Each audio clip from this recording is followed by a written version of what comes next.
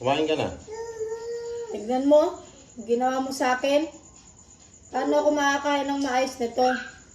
Ano nilang sasabihin sa akin ng mga tao pag nakita nilang ganito ako?